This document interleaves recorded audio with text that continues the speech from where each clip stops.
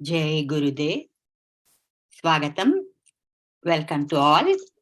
Now we will begin our Maharishi Gita Satsang with Shantipat Sahana Bhavatu. कृपया आरंभ कीजिए. मुकेश जी और मनीष और घनश्याम जी भी है, तो तीनों मिलके करना.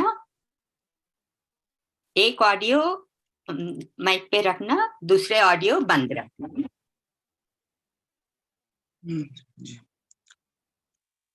ओम सहना भवतु सहनौ भुनक्तु सह वीर्यं करवावहै तेजस्विनावधीतमस्तु मा विद्विषावहै. ओम शांति शांति शांति.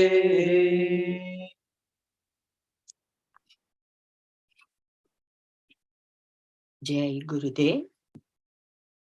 Today we will be studying Bhagavad Gita chapter 2 verses 5, 6, 7 and 8.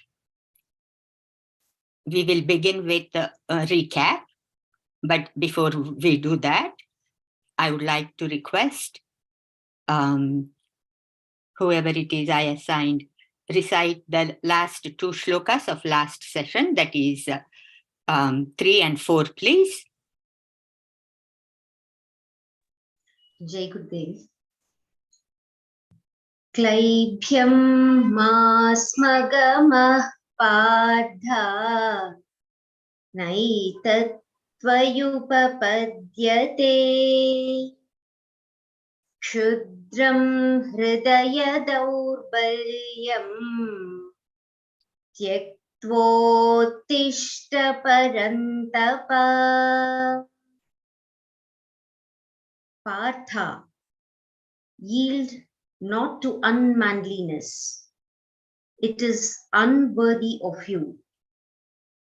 Shake off this paltry faint-heartedness. Stand up, O scorcher of enemies. Arjuna uvacha Katham bhishmamaham sankhye dronam cha madhusudana ishubhihi pratiyotsyami pujarha varisudana. Arjuna said, how shall I fight Bhishma and Drona with arrows on the battlefield, O Madhusudana? Worthy of reverence are they, O slayer of enemies. Jai Gurudev. Jai Gurudev. Thank you, Madhavi. I notice Sunita is not here. She is supposed to display. Are you able to display? Are you prepared? I made the co-host. Yes, I can. Yeah. Okay, very good. Sachin, Madhavi को co-host बनाना और वो share करेंगे. Yes, ma'am, it's done. धन्यवाद. So we have studied the first 4 shlokas of second chapter last week, and in that we saw that Arjuna continues to lament, continues to come up with reasons why he cannot fight and he should not fight in the first verse. And in the second and third verses, Sri Krishna Bhagavan gives him a shock by saying, what is this? Where did this feeling of weakness coming from? And he uses all these strong words. He is saying anaryam, which means not of noble-minded people, asvargyam, not amenable for swarga, akirti, it brings shame and disgrace, and unmanliness. This big word he uses, "Clybium," means unmanliness. Just to arouse that feeling of alertness in Arjuna, Sri Krishna Bhagavan said all these strong words, and he says, stand up, get rid of this weakness of your heart and mind, and get ready to fight. So, in doing this, what is Sri Krishna Bhagavan doing? He is reminding Arjuna of his inner divine nature, that his inner divine nature is Sat Chit Ananda. He is Tattvamasi. He's telling you are that. Thou art that. Tattvamasi. So you are that, invincible power that is inside of you. We call it Brahman. So you should remember that I am Brahman, and get up and fight. That's where you get your strength from. And so Maharishi said that in these two verses, basically the summary of the message of the entire Bhagavad Gita is given, because by studying Bhagavad Gita, what we are learning is that what is our essential nature and how to get there. This topic, this point, had been expanded in all the chapters, beginning second chapter. And so in these two verses, the hint is already given, and then Arjuna speaks few more shlokas, and then he surrenders, and we will be studying that now. So we will continue our study. So we will begin with verse shloka number 5. Please go ahead. Jai Gurudev. Jai Gurudev. Guru nahatva hi mahanubhavan shreyo bhoktum bhaikshyamapi haloke hatvarthakamam stu guru nihaiva bhunjiya bhogan rudhira pradigdhan. Guru nahatva hi mahanubhavan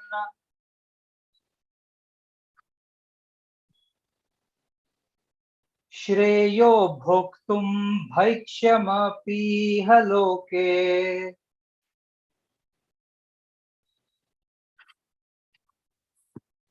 hatvarthakamam stu guru nihaiva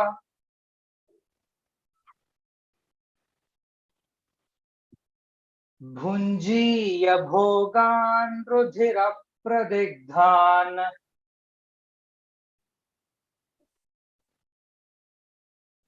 It is surely better to live even on alms in this world than to slay these noble-minded masters.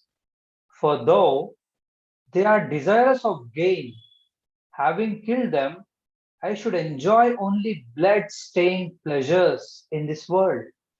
Jai Gurudev. Jai Gurudev. This shows Arjuna's greatness, nobility of character, and far-sightedness. It shows the quality of his human heart. Arjuna, as a great archer, was aware of the pathetic record of the blood-stained conquest in history. He could foresee great damage to the civilization of his time. He could picture in his mind ruins of war everywhere. He could hear within himself the cries of children and the lamentations of women, tales of calamity and oppression. Arjuna, a hero with a good human heart, would do anything to hold back from the situation that seems imminent. He goes so far as to say that it is better to live even on alms in this world than to slay these noble-minded masters and enjoy only blood-stained pleasures. In the following verse, he continues his argument. Jai Gurudev.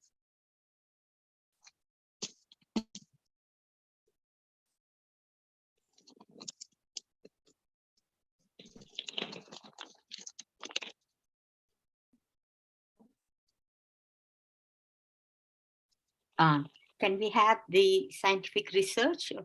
Yes. Shall I do it, Hemaji? Okay. This fifth verse is verified by scientific research through Maharishi Transcendental Meditation, in which we see increased EEG coherence. It is surely better than to slay these noble-minded masters relate to increase moral maturity, increase moral ethical self, increase foresightedness. Thank you. Okay. So we all know the consequences of war, and Arjuna is very clear about it. Being a noble man, he cannot even think of enjoying all the material comforts after killing his gurus and relatives. He thinks that it is better to live on bhiksha, begging for food and things like that, than to enjoy the blood-stained pleasures. Because when you kill somebody, in war and you get some material comforts, it is like blood-stained comforts that you are getting. So he says, I'm not interested in those kinds of things. It's pretty simple and straightforward. Now we will move on to the next shloka, shloka number 6. Go ahead, please. Hey, Hemaji, could we add a point here? It also, yes. Not that I really wanted to, but we could continue ahead. But it just came to me that even the consequences of war would make Arjuna feel that he would not be enjoying the fruit of action. Because the fruit of action. Yeah, that we discuss later when we get to the fruits of action. But this stanza also tells us, because he is so much in confused and suspended state, that he says even the consequences of war will not make me happy at all. So why going to war? Right. So there is no benefit of happiness. If you are going to get happiness from something, you go for it, and you go for war and fight and all that. But here he is saying, by fighting and killing people, we are not going to get any happiness, and I don't want to get any material comforts that you may get by killing others. So that is the point he's making in this one. Any questions on this? It's simple, so I forgot to ask for questions. Okay, so we'll move on to the next one. Yeah. Nachaitadvidmah kataranno gariyah yadva jayema yadivanu jayeyuhu yane vahatva najijivishamah Devastita pramukhe dhatarashtra nachaitadvidmah kataranno gariyah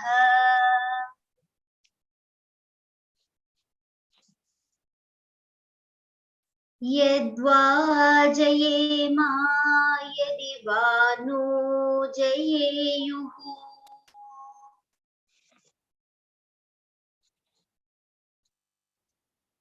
Yane vahatva najijivishamah.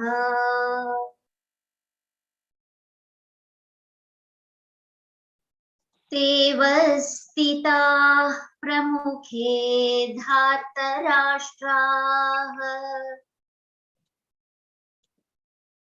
We do not know which is better for us, that we should conquer them or they should conquer us. The sons of Dhritarashtra stand face to face with us. If we killed them, we should not wish to live. Jai Gurudev. Jai Gurudev. This shows Arjuna's selfless view of life. If he is to enjoy the kingdom, he wants the joy of it to be shared by all those who are dear to him. And if he cannot share it with them, he prefers to forego the kingdom altogether. The verse brings to light the way of thinking of a man of evolved consciousness. Arjuna, realizing the gravity of the situation, is concerned over the responsibility that rests upon him. He thinks about the consequences of victory or defeat and finds no justification even for a victory of his own side, if that will deprive him of his dear ones. Placed in a helpless situation, Arjuna decides that it cannot be resolved on any level of human thinking or feeling.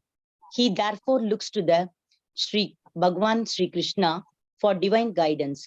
The following verse records the helplessness of the greatest archer of all time, the most innocent and sincere feelings of surrender of a great and wise man. Jai Gurudev.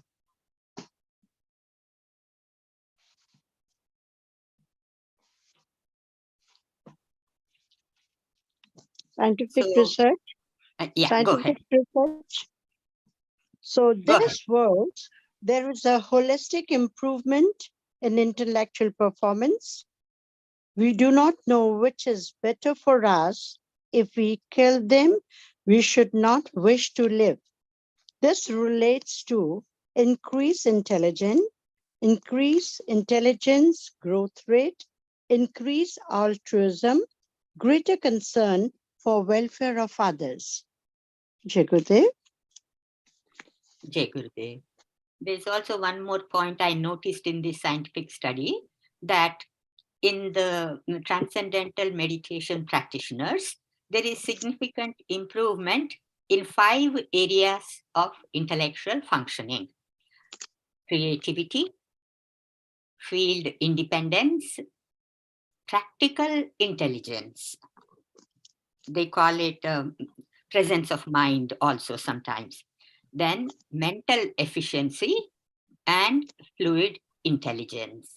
So all these areas we see improvement. And this study also shows that there is decreased anxiety in TM practitioners. Okay, so basically in this shloka, Arjuna, is continuing his argument of why he should not fight. And this shows that Arjuna is a highly evolved man, and he's thinking of consequences of war and doesn't care for victory if that will deprive him of his dear relatives. So we see a feeling of helplessness in Arjuna. So he surrenders to Sri Krishna Bhagavan and is asking for divine guidance in the next verse. Any more points or questions? Please go ahead.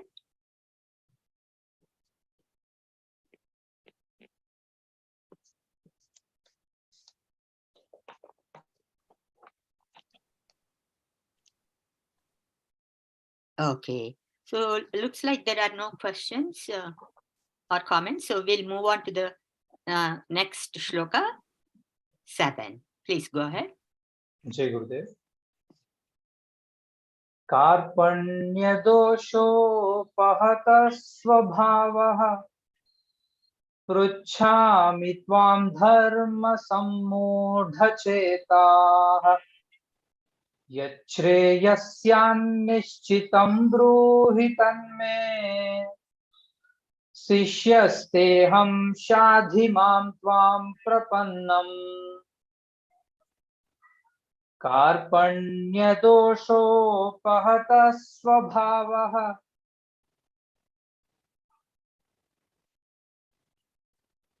पृच्छामि त्वां धर्मसम्मूढचेताः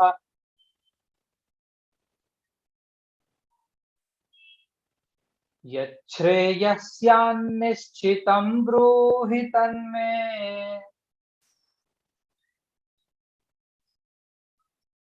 शिष्यस्तेऽहं शाधि मां त्वां प्रपन्नम्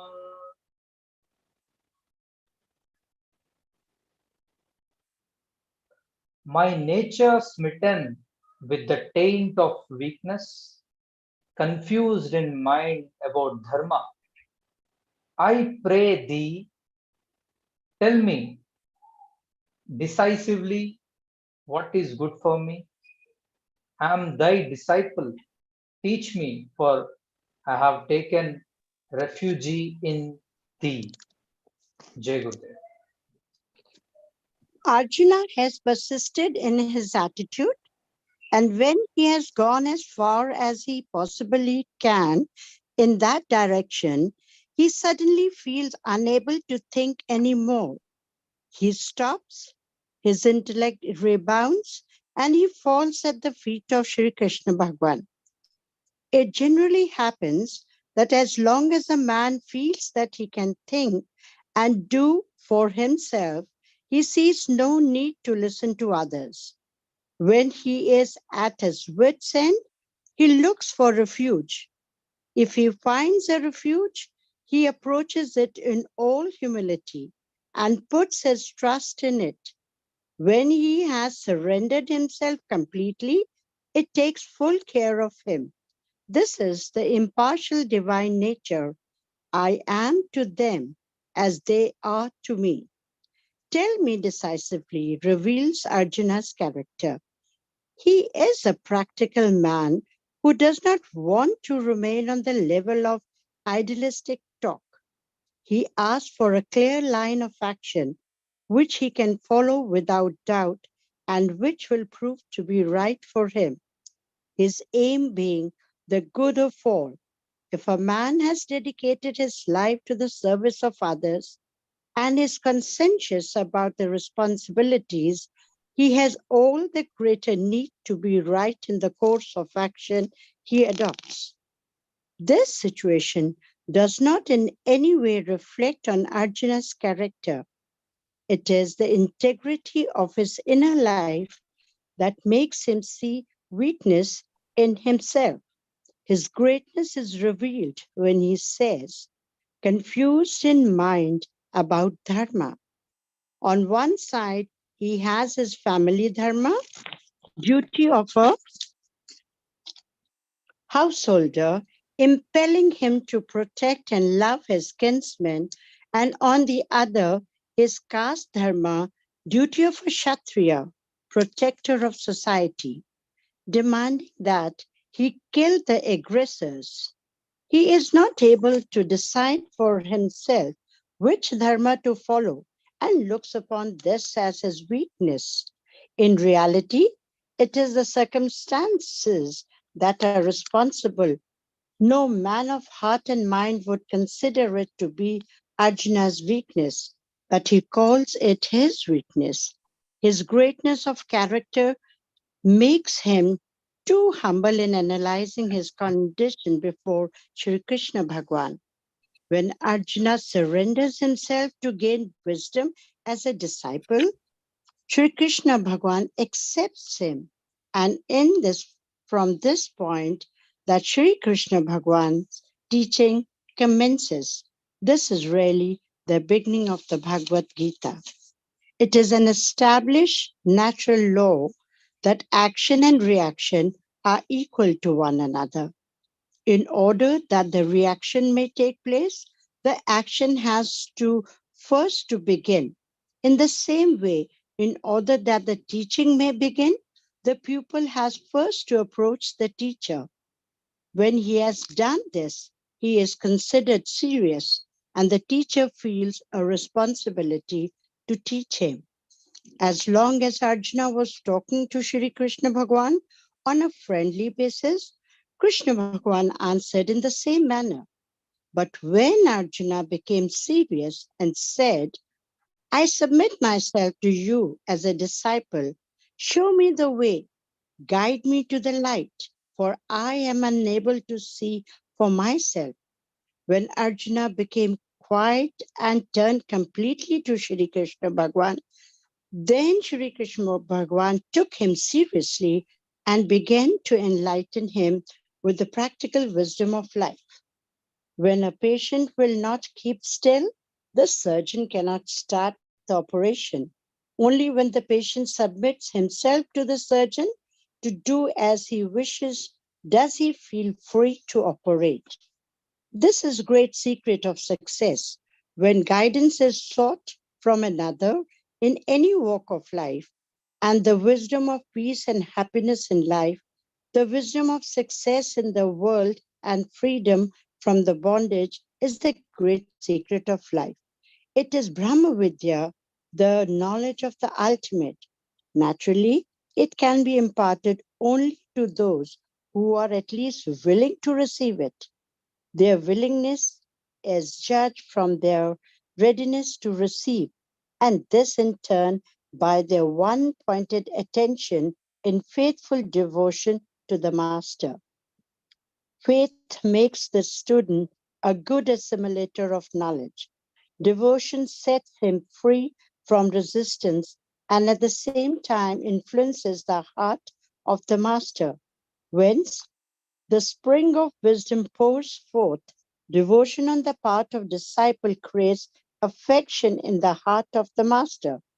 When a calf approaches its mother, the milk begins to flow from her udder, ready for the calf to drink without effort.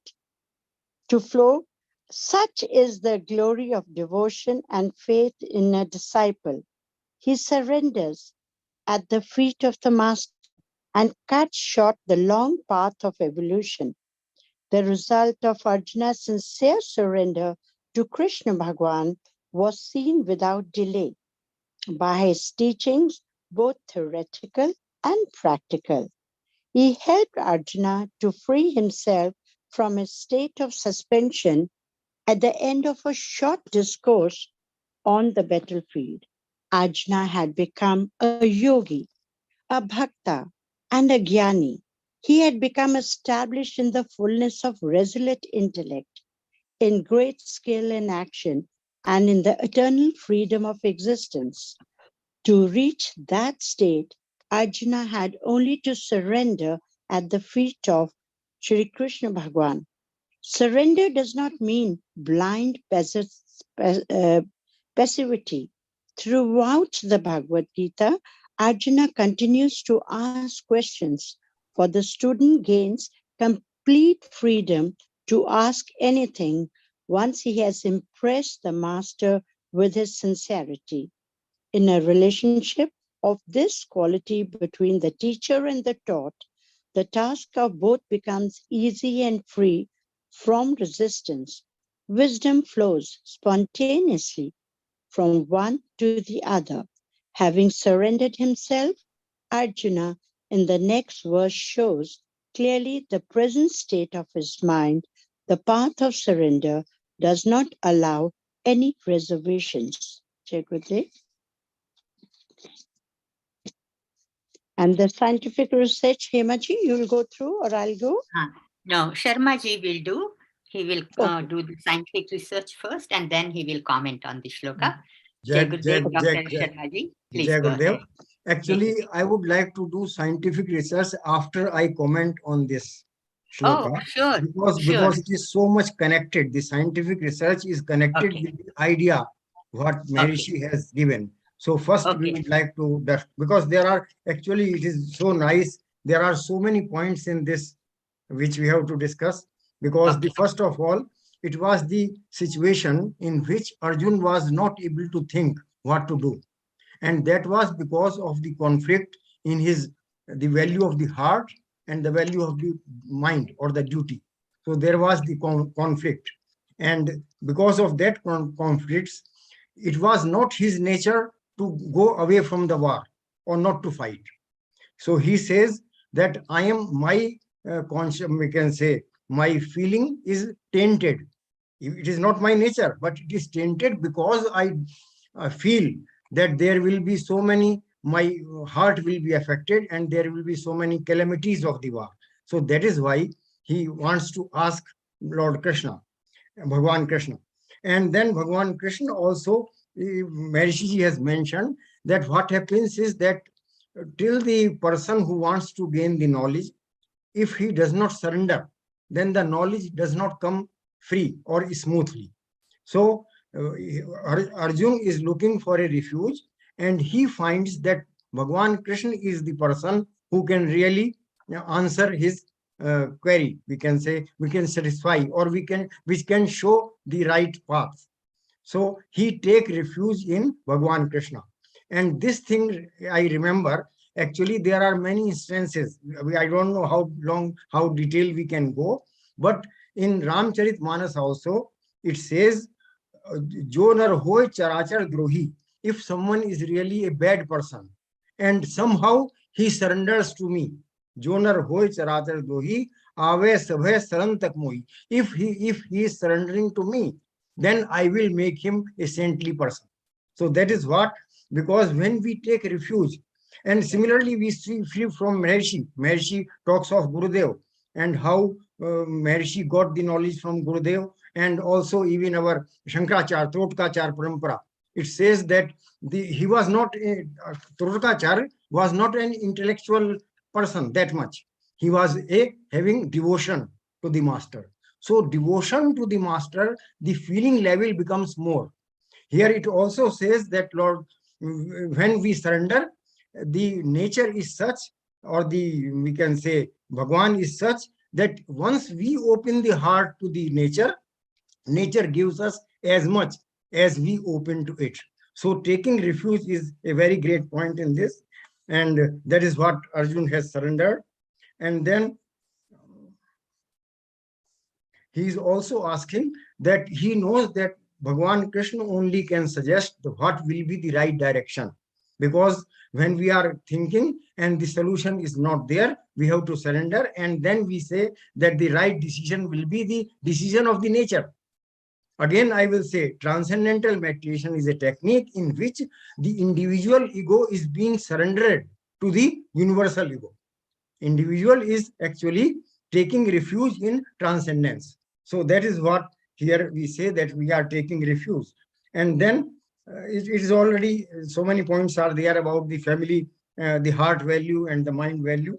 Then Arjun surrenders, and till now Arjun was talking as a friend. There is a difference between the feeling of a friend and a disciple. So here Arjun says that now I really surrender to you. And so now he is no more talking at the level of friendliness, but he is talking at the level of surrendering. And then Maharishi says that this is the beginning of actually the whole knowledge which came out.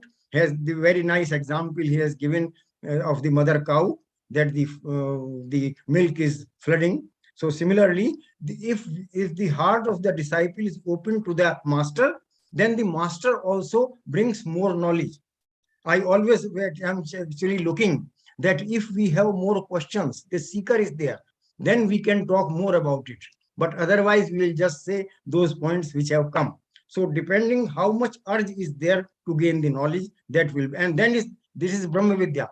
So for gaining the Brahma Vidya, we have to have complete surrender to the master.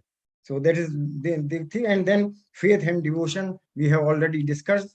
And then there is sincere surrender, masks Arjun. And the last point is very nicely Maharishi has mentioned that in one stroke, by surrendering, Arjun has become a yogi, because now he is one with the consciousness of the Lord.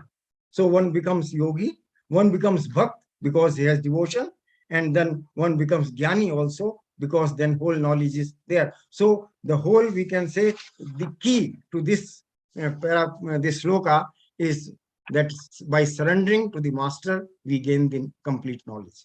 So, and now we come to the scientific chart. The scientific chart also indicates that by taking refuge in transcendence, what is happening?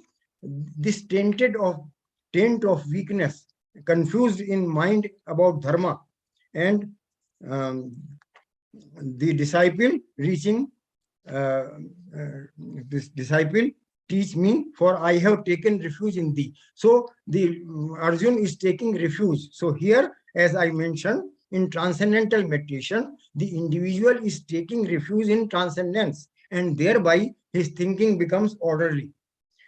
Patients seeking treatment for traumatic stress who learned transcendental meditation program demonstrated, among other findings, significantly decreased emotional numbness, decreased depression, decreased sensitivity to stress, and decreased anxiety in comparison to those receiving psychotherapy. So what happens is, when we are meditating, then we are one with the, we can say, the orderliness increases, and thereby the depression or anxiety that also goes.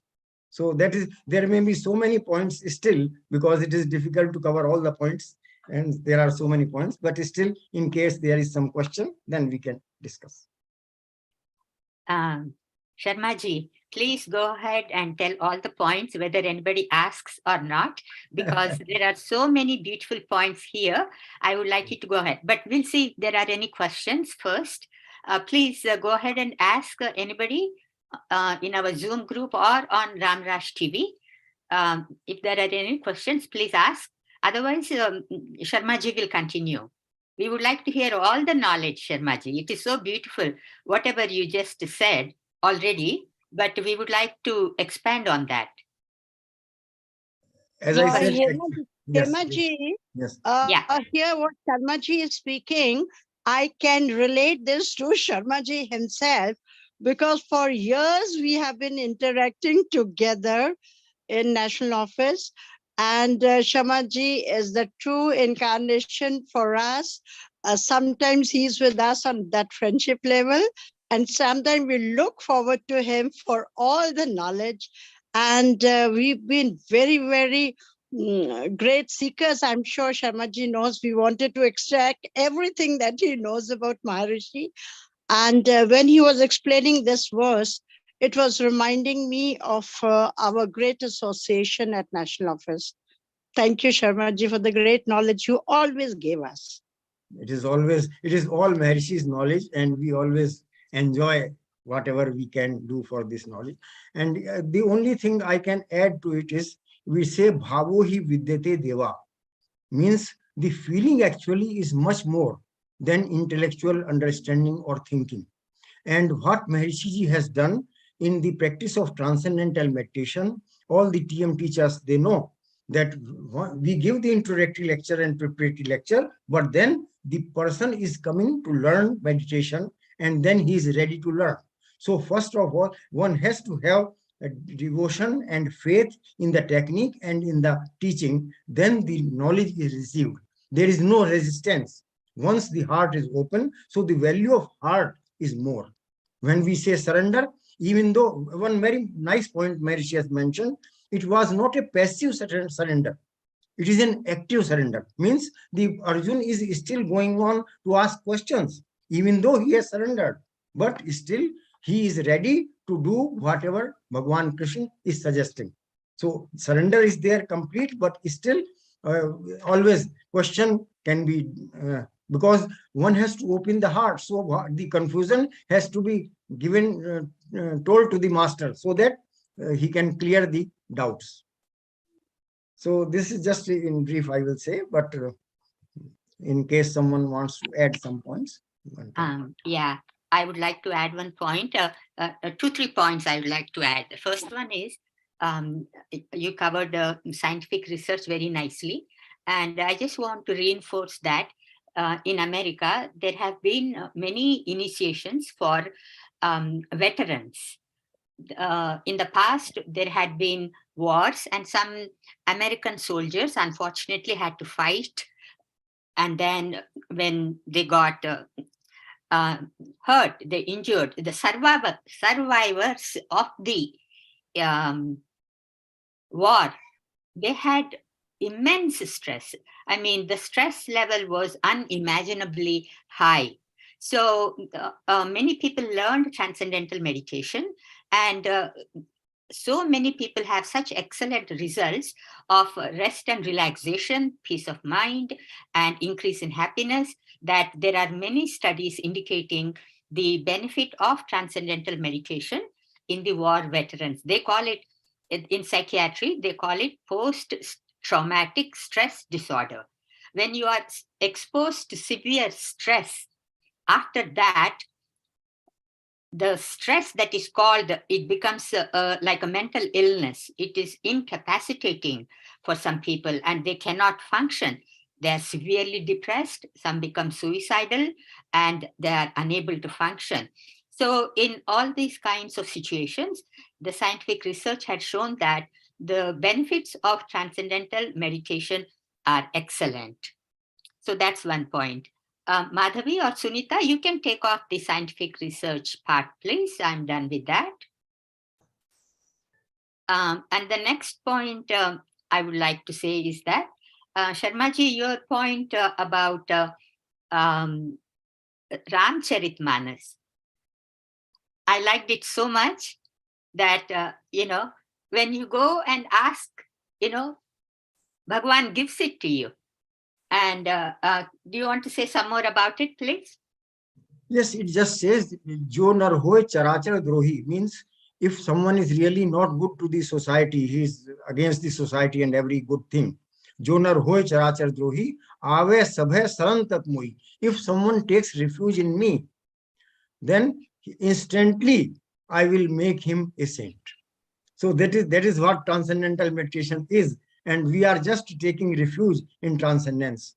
So that is what everywhere actually this knowledge, the Vedic knowledge, the beauty of Vedic knowledge is everywhere you will find the same principle, because it is the natural principle. So every text is mentioning that. Yes. Yeah. So I like the point. Even if somebody, has done wrong, drohi, and he committed some sin, even though they have committed sins and they are considered to be drohi, if they approach Bhagwan, he will bless them. How generous, That's why often in our stotras we find the word used, Karunavatara, kindness incarnate. Bhagwan is so full of compassion for us human beings because he knows all of our weaknesses. And so once, all we need to do is just ask for Bhagwan's help, surrender to him, and show your inclination, and then immediately Bhagwan helps us. And It says like actually, it says Karahu sadya tehi sahu sadhu samana. Sad means spontaneously, very quickly. And Maharishi was always appreciating this point. Again, he was saying Shipram bhavati dharmatma, means very quick. He was saying like a razor edge. Parat khagesh na lagai bara. It does not take time. And that is instantaneously. That is what we remember, that how Totkacharya was instantly enlightened and he was singing the glory of the Guru. So that is what it comes automatically once the heart is open to the master. Yes, that's another beautiful point. Kshipram bhavati dharmatma. It comes later on, I think, in 9th chapter. But there is such encouragement. Gita gives us so much encouragement, It's not that, I did so many mistakes and I don't know how long it will take. Not like that. You just start, and then immediately the benefits are there. You begin to feel better immediately because of God's grace. And that's what it is meant by Kshipram bhavati dharmatma. And Sharmaji, I would like you to tell that story about how Trotakacharya got enlightened. Before Shankaracharya begins the discourse, he comes late, and others are saying, oh, that fellow, he doesn't know anything. You can go ahead and start. Please tell us that story. Actually, exactly, I don't remember. I only remember that what was happening was that Adi Shankaracharya was having 4 main disciples. And out of them, the other 3, they were always interested in intellectual discussions. And while Trotkachar, he was having devotion to the master and service to the master. As we see in Maharishi also. Maharishi was always serving the master. And while serving the master, he was having, we can say, oneness with the master. So one day what happened is that the Adi Shankaracharya was ready to start his discourse, and all the other three intellectual disciples, they were ready to listen. But then Shankaracharya was waiting for Trotkacharya. So those three people, they said that why they were talking among themselves, that why he is waiting, why the master is waiting for that disciple who has no interest. And Maharishi very nicely has mentioned that how he was always enjoying without the non-involvement was there. The Trotkacharya was not involving, but he was like a Sakshi. And actually the whole aim of the spiritual path is to become a Sakshi. So that he was like a Sakshi, witness to whatever was happening. So in the meantime, they hear a voice, a melodious voice, singing the glory of the master. And that was in such a meter which was never ever heard earlier. So that shows that Maharishi says instantly he was enlightened. All those they were, that is why they say, it will come in Bhagavad Gita also, that yo buddhe par tattva se, that element is beyond intellect. We have to transcend even the thinking, then only we can really have that, we can say, pure consciousness. So that is the story, the gist of the story is basically devotion to the master. Yeah, that's very beautiful.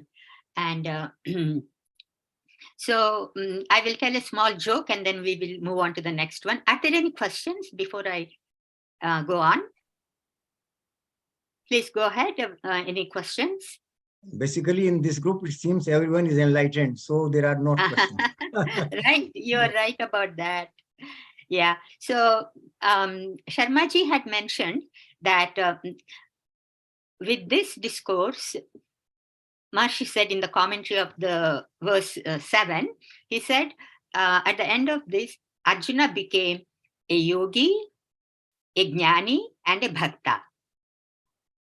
So it takes about 3 hours to read the entire Bhagavad Gita. So at the end of that, he was enlightened. So Maharishi was having a meeting at one time, and there was one person in the audience. He said, Maharishi, this is what Sri Krishna Bhagavan did. You know, Arjuna got enlightened immediately. Can you please do that to us? He said. Then Maharishi said, give me one Arjuna and I will do that to you.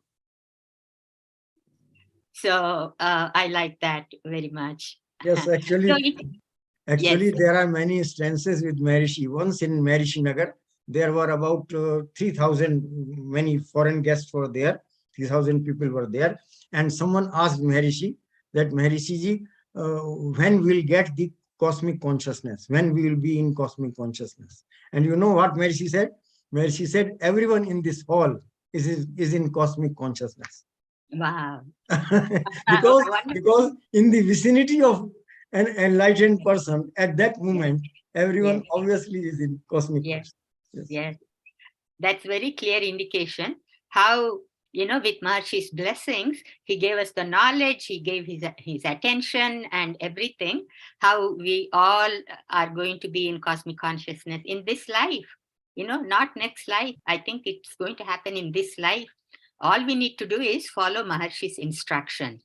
And I remember at one point, Maharishi said, just follow my instruction. All Shubham means auspiciousness, all good will happen to you. So it's as simple as that. Very good.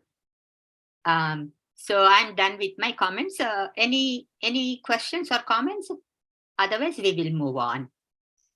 Basically, when we take refuge in transcendence, I think we start accepting life as it comes. So there is a bliss that we enjoy. We take things as they are. We accept them. There is no question beyond doubt. So that is when our life is becoming more of a bliss. Right. Right.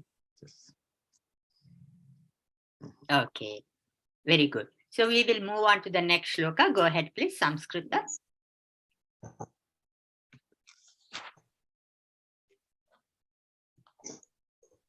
Nahi prapasyami mamapanudhyat यच्चोकमुच्चोषणमिन्द्रियाणा अवाप्य भूमा वसपत्नमृद्धम्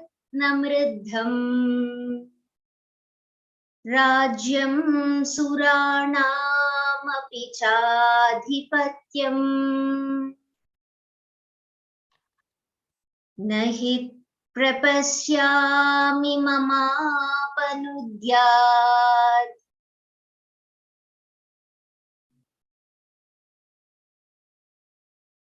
यच्चोकमुच्चोषणमिन्द्रियाणाम्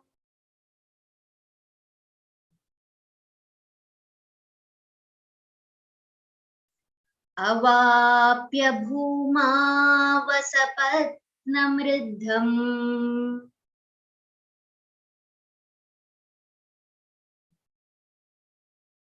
राज्यं सुराणामपि चाधिपत्यम् Indeed, I do not see what could dispel the grief that dries up my senses, though I should obtain an unraveled and prosperous kingdom on earth and even lordship of the gods. Jai Gurudev. Jai Gurudev. Dries up my senses.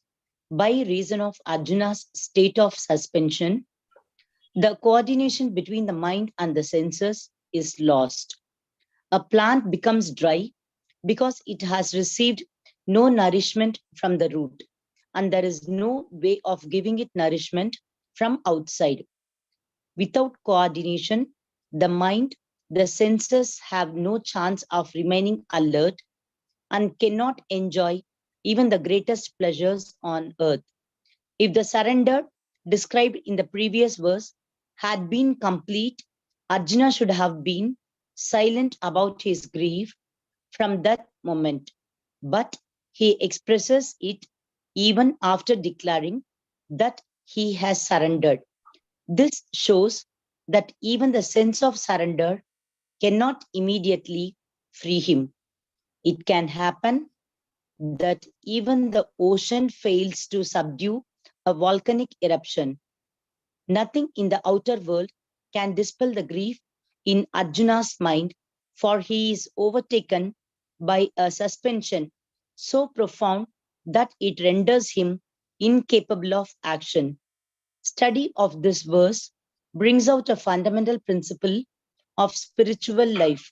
The true state of surrender does not leave one suffering, one casts off all difficulties, and the relief brings one to silence. This and the previous four verses summarize the basic problems of life that Arjuna put before the Lord Bhagavan Sri Krishna in verses 28 to 46 of chapter 1. Jai Gurudev. Sharma ji, do you want Yes. to do Yes, the scientific I think scientific research comes after. First, we talk about it, and then. Yeah. So, Okay. actually, You can remove it now and put it back on when Sharma ji talks. Okay. yes. What happens is that this shloka is explaining the intensity of the grief which Arjun is facing. And as Maharishi has given an example, what happens is that it is the mind is enjoying things through senses. If mind is not involved, we may be listening something, but we will not understand it if the mind is not involved. So senses go behind the mind. And there was conflict between the mind and the heart. And that is why the senses of Arjuna were drying up, because his mind was in suspension. So here the mind and body coordination was, we can say, losing also. And then he also says that should have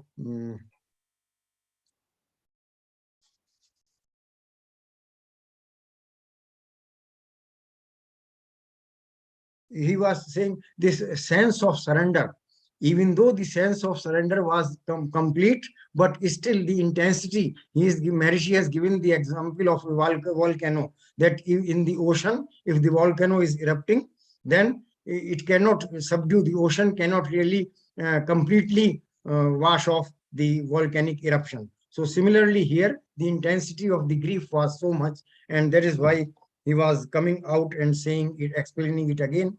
Maharishi also already has mentioned that these things in the first chapter also Arjun was mentioning, but here he is having the, we can say, adding it to the surrender. There it was like a friend, and here it is more like, we can say, as a refuge. So as far as scientific research is concerned, it says the dispel the grief that dries up my senses. So the scientific research shows that university students in Cambodia who began transcendental meditation program, in contrast to group of students from 2 other universities who did not learn transcendental meditation. So transcendental meditation decreases the depression, and also decreased frustration and decreased vulnerability. So basically the whole stress is lost, and one really is in the bliss by practice of transcendental meditation. So this is what I think is the main point. This is a very simple shloka in which the things said in past are elaborated just to mention, just to show the intensity of the grief. Yes. Thank you, Sharma ji. Anything? Anybody wants to add any points? I think Sharma ji covered comprehensively. Still, if there are any other points or questions, please go ahead. Anita ji, do you want to say anything? Yes, Hema ji, there's one line which is very beautifully written. One cannot dispel grief because of its profundity. That grief has gone so much inside you, it has become profound. But at the same time, we have to understand here that the fundamental principle, the truth about surrender is that even if it's profoundly settled in our mind, when we surrender, then we think the outcome is going to be so positive, because by surrendering, there is not going to be any suffering. So one casts off all difficulty. The second paragraph says, the true state of surrender does not leave one suffering.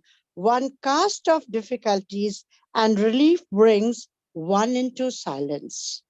That means the profundity in our mind depends on actual surrender. हम कितने गंभीर हैं अपने अंदर, तो जब हम surrender करते हैं तो उसमें भी कोई डिग्री होगा.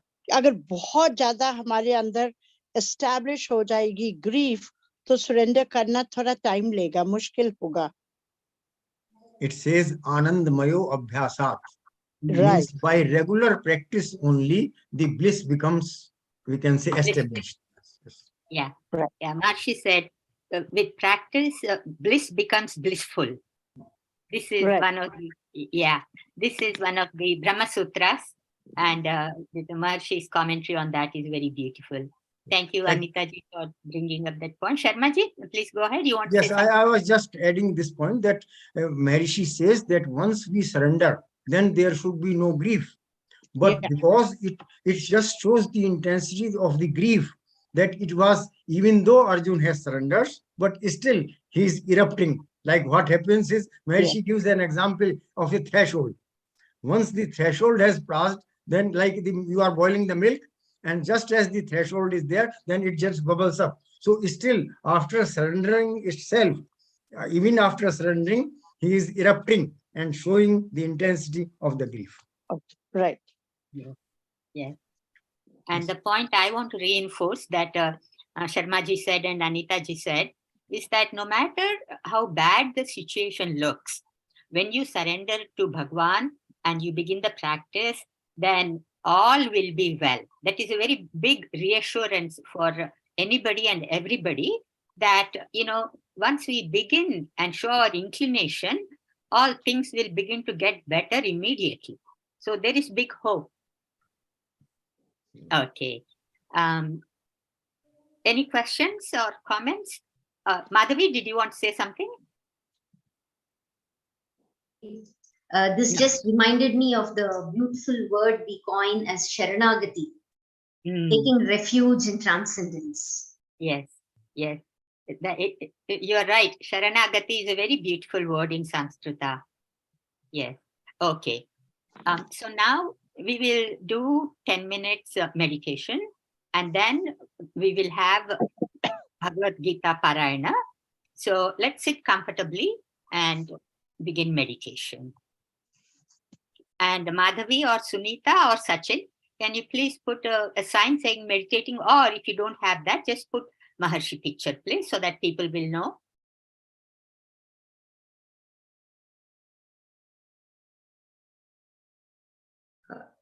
Just a second, Hemaji. I'll open Maharishi Ji's photograph and then display that.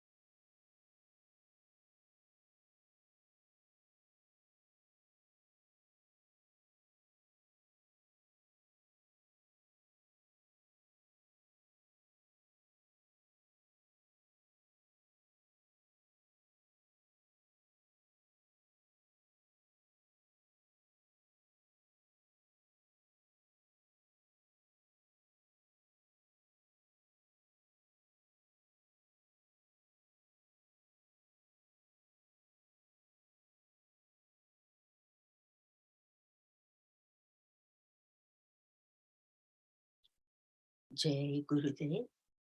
Take a minute or so and slowly open the eyes.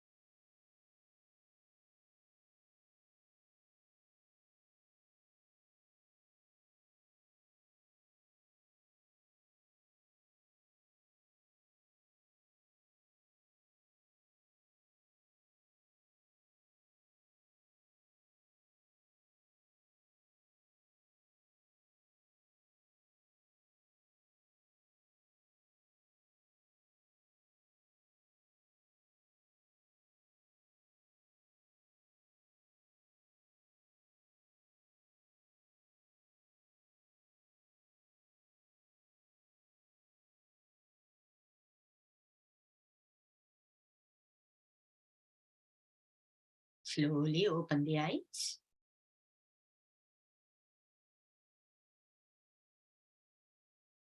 Now we will have recitation of Bhagavad Gita, chapter 2, the first half of it. Manish Ji and Mukesh Ji and Ghanshyam Ji, please start. Recite first Gita Dhyanam, first and last shlokas, then first half of second chapter, and then the last shloka of second chapter. Please go ahead.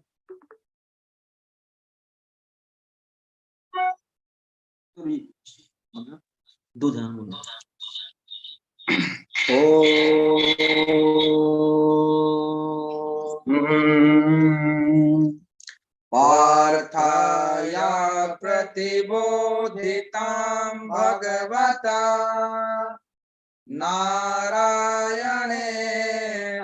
स्वयं व्यासेन ग्रथितां पुराणमुनिना मध्ये महाभारतम् अद्वैतामृतवर्षिणीं भगवतीम् अष्टादशाध्यायिनीम् अम्ब त्वामनुशं दधामि भगवद्गीते भवेतेशणी यं ब्रह्मा वरुणेन्द्ररुद्रमरुता स्तुवन्ति देव्यैस्तवै वेदैः साङ्गपदक्रमोपनिषदै गायन्ति यं सामगाः ध्यानावस्थितगतेन मनसा पश्यन्ति यं योगिनो यशान्तं न विदुषुरासुरगणा देवाय तस्मै नमः। ॐ श्री परमात्मने नमः। अथ द्वितीयोऽध्यायः। संजय उवाच ॐ तं तथा कृपयाविष्टम् अश्रुपूर्णाकुलेक्षणम् विषीदन्तमिदं वाक्यम् उवाच मधुसूदनः। श्रीभगवानुवाच कुतस्त्वाकर्षमनमिदं विषमे समुपस्थितम् अनार्यजुष्टमस्वर्ग्यम् अकीर्तिकरमर्जुन क्लैव्यं मास्मगमः पार्थ नैतत्स्वैयुपपद्यते क्षुद्रं हृदय दौर्बल्यम्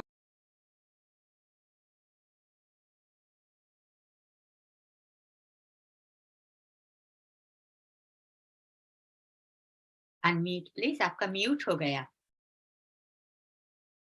योत्स्यामि पूजार्हा परिशोदन गुरून् हत्वा हि महानुभावान्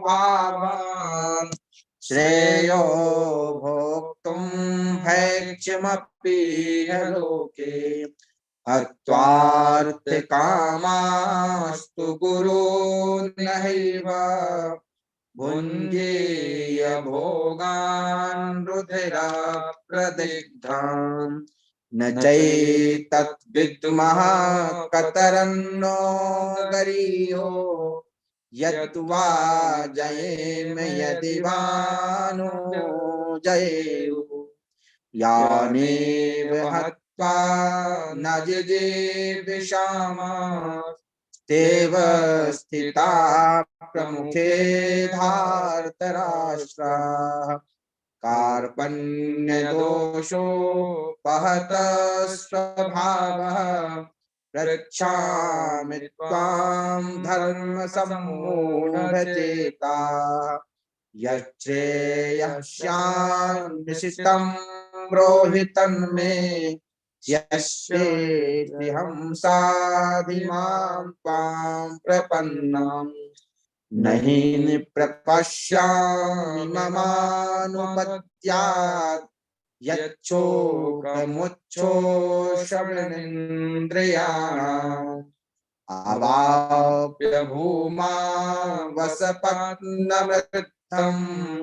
राज्यं सुराणामपि चाधिपत्यम् संजय उवाच एवमुक्त्वा हृषीकेशं गुडाकेशः परन्तप न योत्स्य इति गोविन्दम् मुक्त्वा तूष्णीं बभूव तमुवाच हृषीकेशः प्रहसन्निव भारत सेनयोरुभयोर्मध्ये विषीदन्तमिदं वचः श्रीभगवान् उवाच अशोच्यानन्वशोचस्त्वं प्रज्ञावादांश्च भाषसे गतासूनगतासूंश्च नानुशोचन्ति पंडिताः न त्वेवाहं जातु नासं न त्वं नेमे जनाधिपाः न चैव न भविष्यामः सर्वे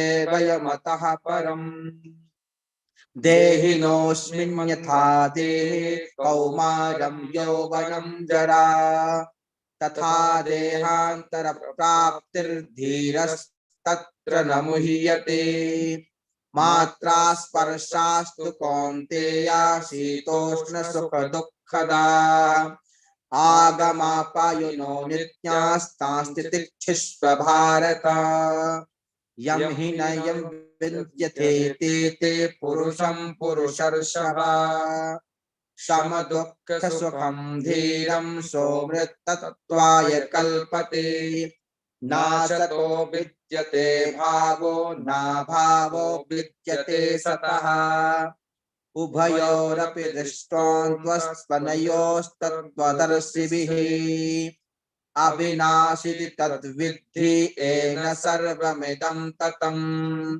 विनाशमव्ययस्यास्य न कश्चित् कर्तुमर्हसि अन्तवन्त इमे देहा नित्योक्ताः शरीरिणः अनाशिनोऽप्यमेयस्य तस्माद्युज्यस्व भारत यं येन वेत्ति हन्तारं यश्चैनं मन्यते हतम् उभौ तो नाभिजानीतो नायं हन्ति न हन्यते न जायते म्रियते वा कदाचित् नायं भूत्वा भविता वा न भूयः अजो नित्यः शाश्वतोऽयं पुराणो न हन्यते हन्यमाने शरीरे वेदा विनाशिनं नित्यं येनमजमव्ययम् कथं स पुरुषः पार्थ कं घातयति हन्तिकम्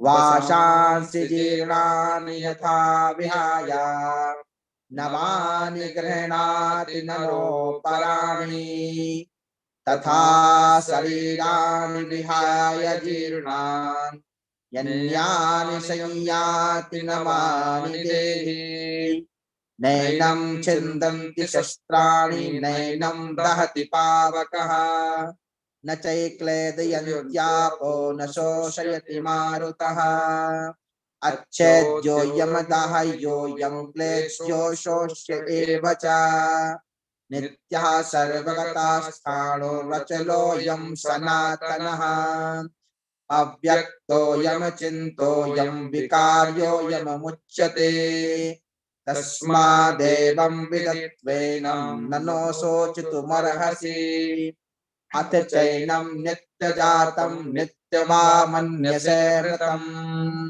तथापि त्वां महाबाहो नैवं शोचितुमर्हसि जातस्य हि ध्रुवो मृत्युर्ध्रुवं जन्म मृतस्य च तस्मादपरिहार्येऽर्थे न त्वं शोचितुमर्हसि अव्यक्तादीनि भूतानि व्यक्तमध्यानि भारत अव्यक्तनिधनान्येव तत्र का परिदेवना आश्चर्यवत्स पश्यति कश्चिदेन आश्चर्यवद्वत्तदिथतैव चान्यः आश्चर्यवच्चेन मन्यः शृणोति श्रुत्वाप्येनं वेद न चैव कश्चित् देहे नित्यं मदो योऽयं देहे सर्वस्य भारत तस्मात् सर्वाणि भूतानि न त्वं शोचितुमर्हसि स्वधर्ममपि चावेक्ष्यानपि कुम्पितुमर्हसि धर्म्याधियुद्धात् श्रेयोऽन्यक्षत्रियस्य न विद्यते यदृच्छया चोपपन्नं स्वर्गद्वारमपावृतम् सुखिनः क्षत्रियः पार्था लभन्ते युधमीदृशम् अथ चेत्त्वमिमं धर्म्यं सङ्ग्रामं न करिष्यसि ततः स्वधर्मकीर्तिं च हित्वा पापमवाप्स्यसि अकीर्तिं चापि भूतानि कथयिष्यन्ति ते व्ययाम् सम्भावितस्य चाकीर्तिर्मरणादिरुच्यते भयाद्रणात् परतं मश्यन्ते त्वां महारथाः येषां च त्वं बहुमतो भूत्वा यास्यसि लाघवम् अवाच्य वादांसि बहून् वदिष्यन्ति तवाहिताः निन्दन्तस्तस्मसामर्थ्यं ततो दुःखतरं नु किम् हतो वा प्रप्रदास्यसि स्वर्गं जित्वा वभोक्ष्यसे महीम् तस्मादुत्तिष्ठ कौन्तेय युद्धाय कृतनिश्चयः सुखदुःखे समे कृत्वा लाभालाभौ जयाजयौ ततो युद्धाय स्वस्यैनैवं पापमवाप्स्यसि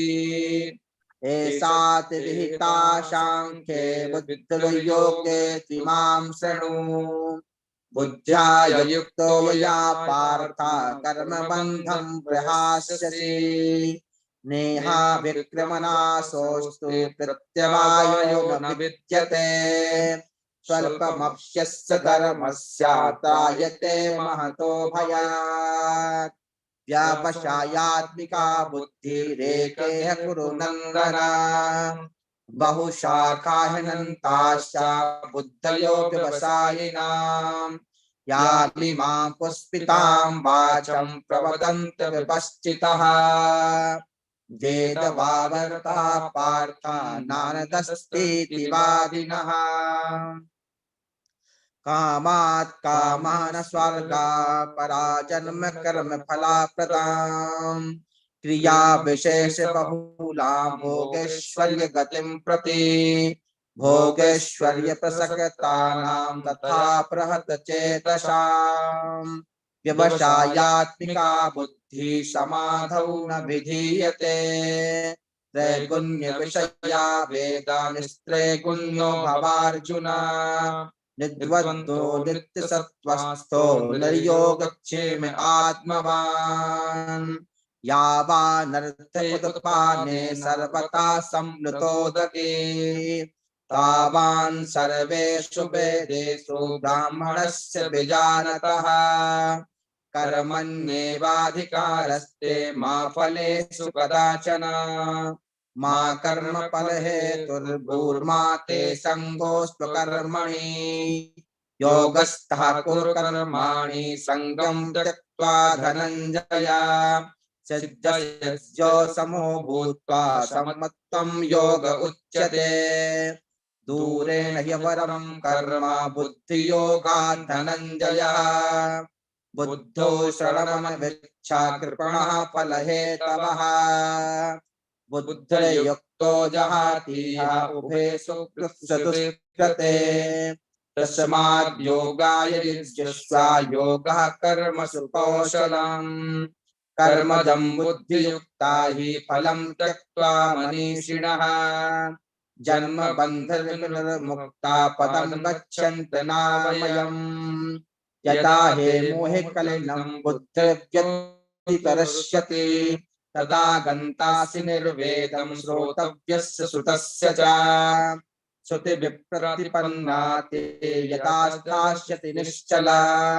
समाधावचला बुद्धिस्तथा योगमवाप्स्यसि अर्जुन उवाच स्थितप्रज्ञस्य का भाषा समाधिस्थस्य केशव स्थिरे किं प्रभासेता किमासीत व्रजेत किम् श्रीभगवानुवाच प्रजहाति यदा कर्मान् सर्वान् पार्थ मनोगतान् आत्मन्येवात्मना तुष्टः स्थितिप्रज्ञस्ततोच्यते दुःखेष्वनुद्विग्ना मनः सुखेषु विगतस्पृहः भीतिरागभयक्रोधस्थितिर्धीर्मुनिरुच्यते यः सर्वत्रानुस्नेहस्तस्य प्राप्य शुभाशुभम् नाभिनन्दन्ति न द्वेष्टे तस्य प्रज्ञा प्रतिष्ठिता यथा संहरते चायं कूर्मोऽङ्गानीव सर्वशः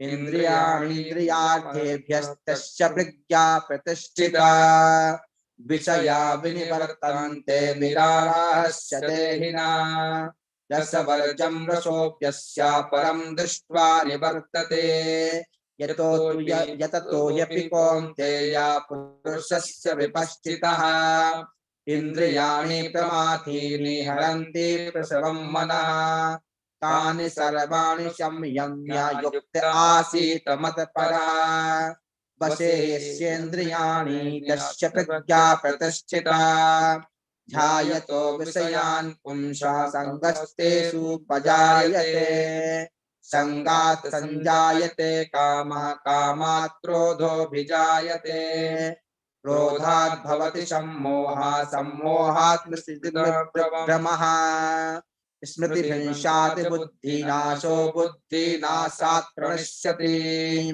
रागद्वेषवियुक्तेस्तु विषयानिन्द्रियश्चरन् आत्मवश्यर्विधेयात्मा प्रसादमधिगच्छति प्रसादे सर्वदुःखानां हानिरस्योपजायते प्रसन्नचेतसो ह्यासो बुद्धिः पर्यपतिष्ठते नास्ति बुद्धिर्युक्तस्य न चायुक्तस्य भावना न चाभावतः शान्तिरशान्तस्य कुतः सुखम् इन्द्रियाणि चरतां यन्मनोनुविधीयते तदस्य हरति प्रज्ञां वायुर्नावमिभां वशी तस्माद्यस्य महाबाहो निगृहीतानि सर्वशः इन्द्रियाणीन्द्रियार्थेभ्यस्तस्य प्रज्ञा प्रतिष्ठिता यानि सा सर्वभूतानां तस्यां जागर्ति संयमी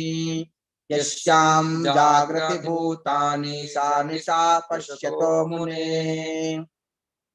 अपूर्ण्यमाणमचलप्रतिष्ठं समुद्रमापः प्रवसन्ति यतवत् तत्वत्यकामायं प्रपसन्ति सर्वे शान्तिमाप्नोति न कामकामी विहाय कामान्यः सर्वान् उपाश्चरति निःस्पृहः निर्ममो निरहङ्कारः न सा शान्तिमधिगच्छति एषा ब्रह्मे स्थितः पार्था नैनं प्राप्य विभूयते स्थित्वा श्यामन्तकालेऽपि ब्रह्मनिर्वाणमृच्छति ॐ तत्सदिति श्रीमद्भगवद्गीतासु उपनिषत्सु ब्रह्मविद्यायां योगशास्त्रे श्रीकृष्णार्जुन संवादे सांख्ययोगो द्वितीयोऽध्यायः।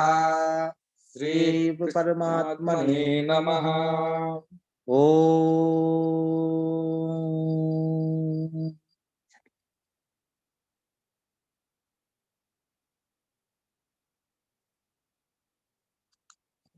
जय गुरुदेव माता जी। Jai Gurudev. Dhanyavad. Any birthdays? Okay. Mukesh ji and Manish ji, Shanti Path, please. हरे ओम माधव शांतिरंतरिक्षगं शांति पृथ्वी शांतिरापः शांतिरोषधयः शान्तिः वनस्पतयः शान्तिर्पशवे देवाः शान्ति ब्रह्म शान्तिः सर्वगं शान्तिः शान्तिरेव शान्तिः सामा शान्तिरेधि जतो यतः समीहसे ततो नो अभयं कुरु छन्नः कुरु प्रजाभ्यो भयन्नः वासवयाः हरिः ओम। ओम शांति शांति शांति। जय गुरुदेव। जय गुरुदेव माता जी। Jai Gurudev. Dhanyavad. Sharma ji, would you like to make any comments or shall we close now?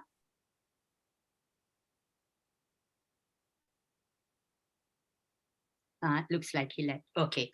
So we will end the meeting now and we will meet next Friday again, same time. Thank you all for joining. It was a joy sharing Maharishi's knowledge with you all. And all of you can come on video now and let's all say Jai Gurudev to Maharishi. Jai Gurudev. Jai Gurudev. Jai Gurudev Sridhana. Jai Gurudev. Jai Gurudev Rajan. Sunita, Bani ji is here, Bela and Bani. Jai Gurudev. Jai Gurudev. Manish ji, Jai Gurudev, Dhanyavad. Jai Gurudev to Anne from Florida. Usha, long time. Very nice to have you in the group. And Jai Gurudev to Happy Girl. Okay. All right. I think, I said Jai Gurudev to all. Thank you. We'll meet next week. We will end the meeting now.